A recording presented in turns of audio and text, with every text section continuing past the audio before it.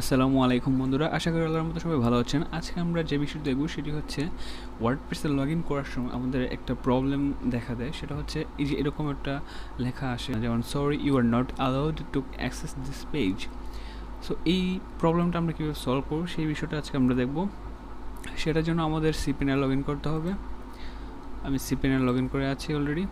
এখান থেকে আমরা ফাইল ম্যানেজারে যাব, দেন পাবলিক _html, এখান থেকে আমরা wp config.php এই ফাইলটা ওপেন করব। এডিট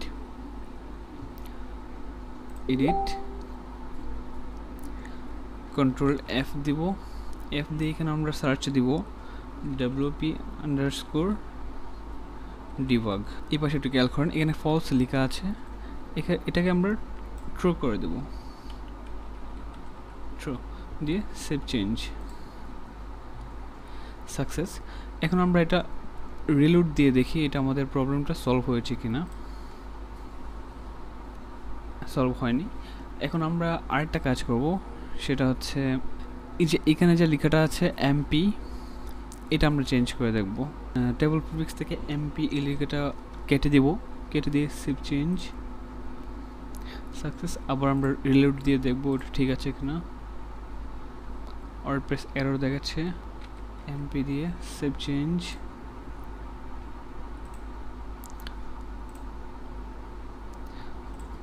আবার রিলোড দিব।